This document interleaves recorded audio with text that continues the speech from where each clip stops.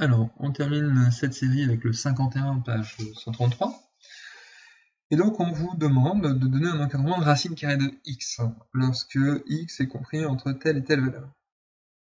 Donc, pour le premier, j'ai 1 plus petit que x plus petit que 2. Alors, comme la fonction racine carrée est croissante, et bien ça fait racine carrée de 1 plus petit que racine carrée de x plus petit que racine carrée de 2.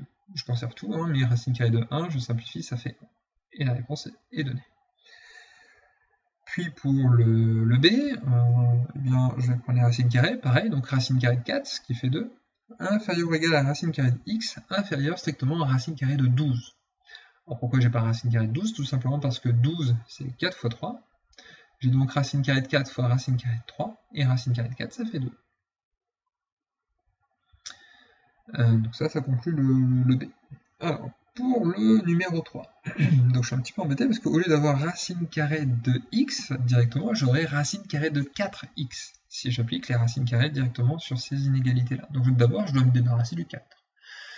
Donc pour me débarrasser du 4, comme ici il est multiplié, je dois tout diviser par 4. Donc ça me fait 5 quarts, et ici 4, puisque 16 sur 4, ça fait 4. Les inégalités ne changent pas, donc j'ai inférieur ou égal. Puis après, j'utilise la fonction racine carrée. Donc racine carrée de 5 quarts, inférieur ou égal à racine carrée de x, inférieur ou égal à racine carrée de 4, qui me donne 2.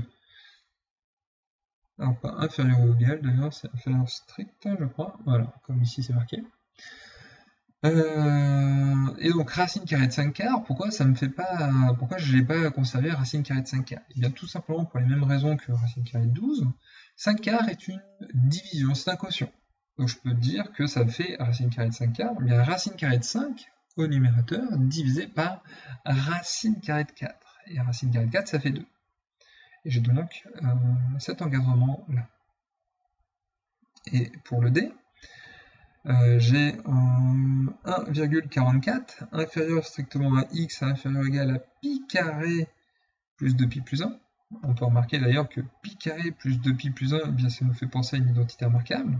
Pi plus 1 au carré, alors si vous ne la voyez pas, c'est pas très grave, c'est dommage quand même, parce que vous allez oublier une grosse simplification.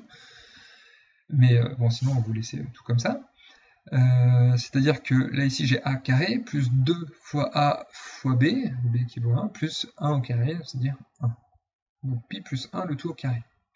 Et donc on va appliquer la racine carrée, qui est strictement croissante. Je vais donc avoir racine carrée de 1,44 qui fait 1,2.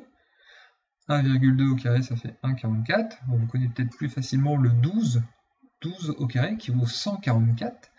Donc si vous divisez par 10, le carré, il faut le diviser par 100, donc 1,44. C'est une autre façon de déterminer ce genre de carré. Donc racine carrée qui va dans l'autre sens de 1,44, c'est 1,2. X nous donne racine de x, et pi carré plus 2pi plus 1 nous donne racine carrée de pi carré plus 2pi plus 1.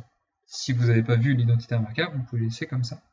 Si vous l'avez vu, eh bien racine carrée de pi carré plus 2pi plus 1, ça fait racine carrée de pi plus 1 au carré.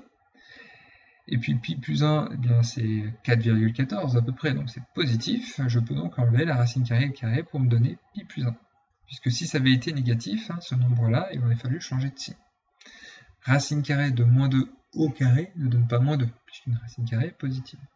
Et j'obtiens, et je termine ici par le nombre pi plus 1, et donc cet encadrement-là qu'il fallait trouver à la question D.